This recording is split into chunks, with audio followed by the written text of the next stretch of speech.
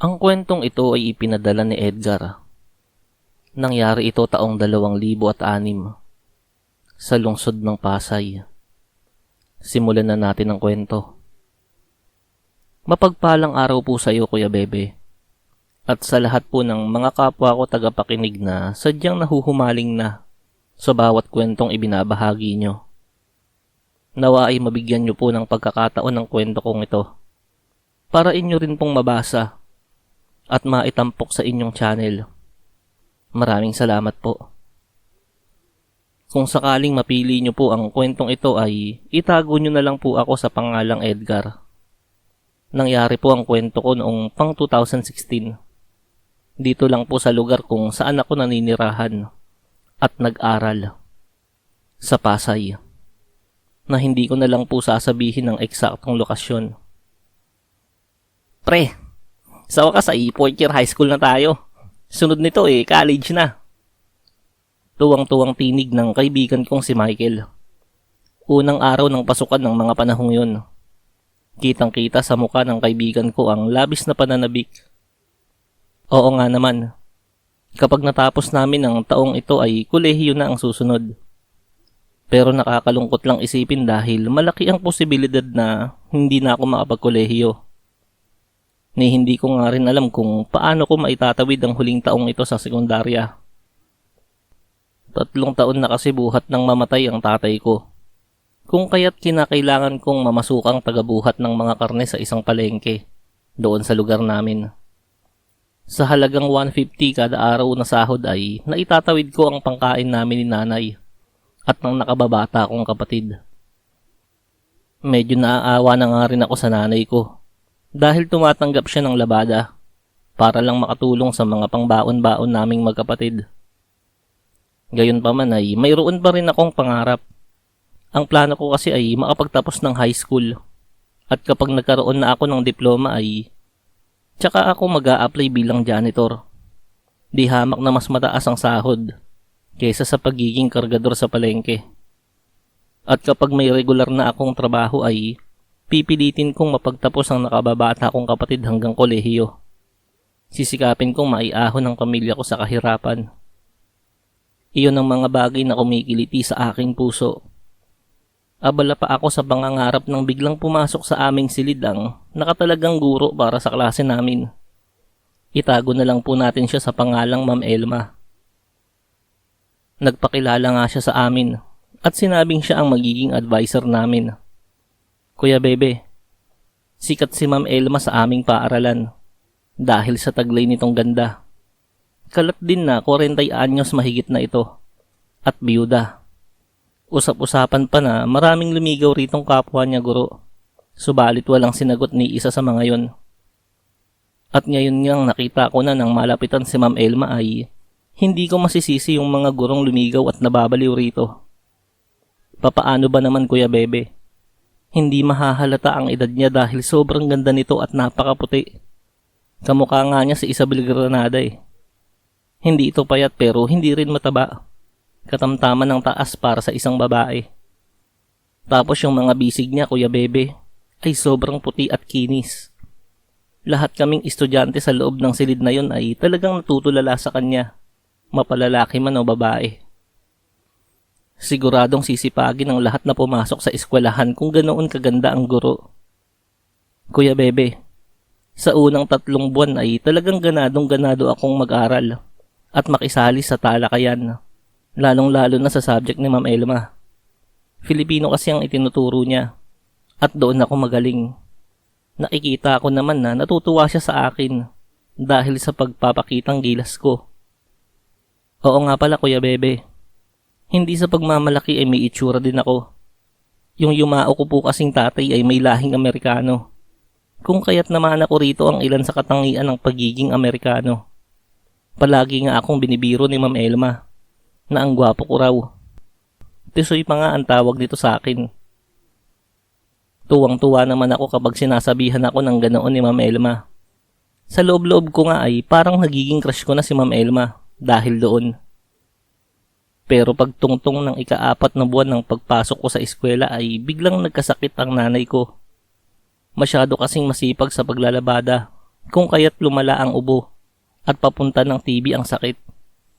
Doon na napadalas ang pag-absent ko sa eskwela. Kinakailangan ko kasing triplihin ang oras ng tinatrabaho ko sa palengke para mas malaki ang kitain ko na kinakailangan para sa gamutan ni nanay. Isang umaga nang muli akong pumasok ay sinalubong ako ng kaibigan ko. "Uy pre, isang linggo ang hindi pumasok ah. Ano bang nangyari sa'yo?" May sakit kasi yung nanay ko eh. Kaya dinagdagan ko yung oras ng trabaho ko sa palengke. Kailangan ko kasing kumita ng mas malaking pera para makabili ako ng gamot eh." Kaya pala eh. Teka, huwag ka nang bumili ng pagkain kapag recess.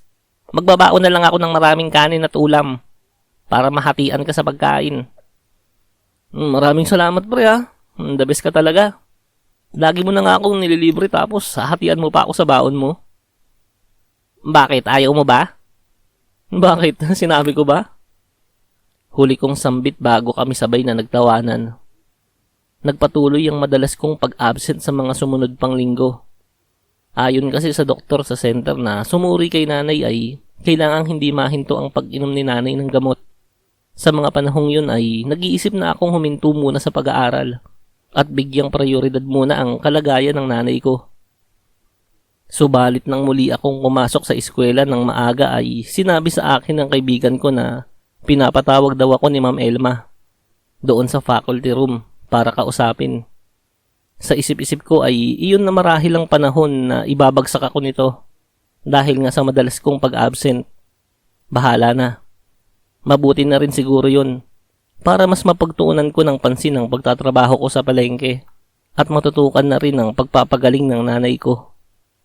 Tinungo ko nga ang faculty room na kinaroroonan ni Ma'am Elma.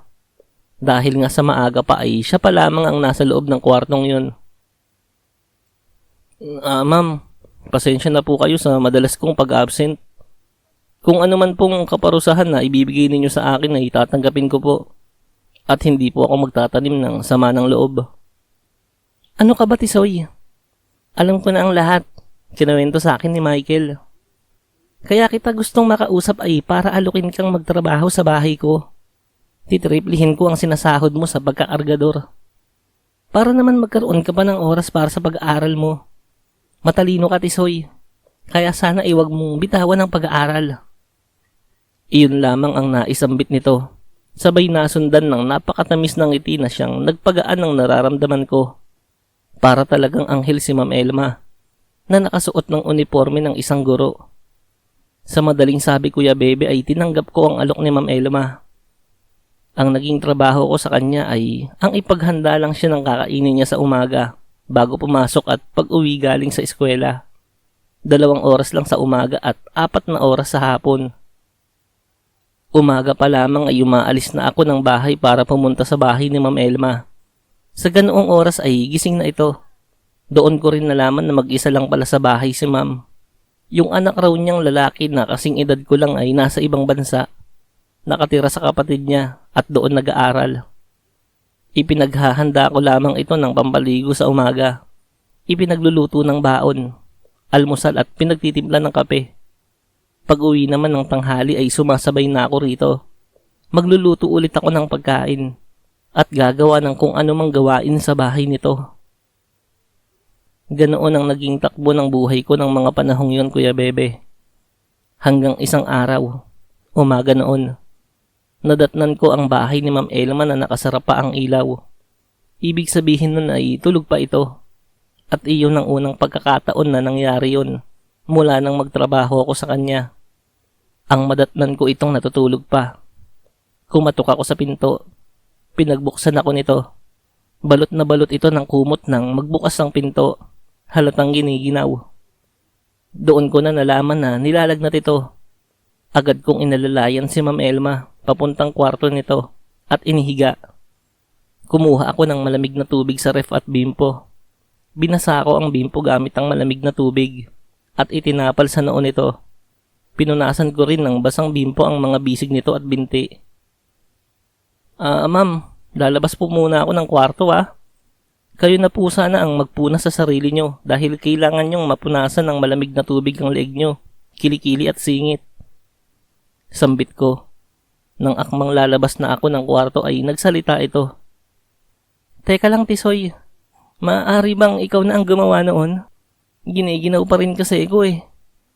Pagkasambit niyang iyon ay tinanggal niya ang kumot na nagsisilbi niyang panlaban sa ginaw. Kuya Bebe, napamulagat ang mga mata ko dahil sa pagkabigla. Kitang-kita ko ang kabuuan ng kagandahan ni Ma'am Elma. Hindi ako handa sa biglaang kaganapang yun. Sobrang puti ng tanawin noon. Hindi mo akalaing ang perpektong kurba ng kalikasang yun ay pagmamay-ari ng isang higit 40 anyos na ang edad. Napapalunok akong inaruga si Ma'am Elma at sinunod ang kahilingan nito. Tisoy, yakapin mo naman ako. Nilalamig pa rin kasi ko eh. Sambit nito sa malambing na tinig. Agad kong sinunod ang nais nito, Kuya Bebe. Bigla akong kinabig nito at nagtagpo ang mga labi namin ni Ma'am Elma. At ang mga sumunod na eksena ay ang paggawa namin ng bagay na makapagpapasaya sa amin. Matinding labanan ang ginawa namin na naghatid sa amin sa dulo. Pareho kaming humihingal nang matapos ang aming pagsasayaw sa saliw ng musikang ginagawa ng tunog ng kanyang higaan. Ewan ko ba, Kuya Bebe, pero bumaba ang lagnat ni Ma'am Elma matapos naming gawin ang bagay na yon. Pinagpasyahan niyang hindi mo na pumasok sa eskwelahan noong araw na yon. Ganoon din ang ginawa ko para maalagaan ko si Ma'am. Matapos ang pangyayaring yun, Kuya Bebe, ay palagi na naming ginagawa ni Ma'am Elma ang bagay na yon bago pumasok sa eskwela sa umaga at kapag umuwi kami sa bahay nito sa hapon. Napakabait ni Ma'am Elma, Kuya Bebe. Pinagamot niya ang nanay ko na naging dahilan para gumaling ito. Pinag-aral niya rin ako ng 2 taon sa kolehiyo at nakapagtapos ako ng Associate IT course. Medyo nalungkot ako nang magpaalam sa akin si Ma'am Elma na maninirahan na siya sa ibang bansa. Sobra-sobra ang pasasalamat ko rito dahil sa laki ng naitulong nito sa akin. Habang buhay kong tatanawin ng utang na loob ang kabaitang ipinakita nito sa akin. Sa kasalukuyan po, Kuya Bebe, ay may regular na akong trabaho at naibibigay ko na ang pangangailangan ng pamilya ko. Ilang beses ko ring hinanap sa Facebook si Ma'am Elma pero hindi ko talaga makita. Ganoon talaga siguro. May mga taong daraan lang sa buhay natin para maghatid ng tulong at aral na dadalhin natin sa habang buhay.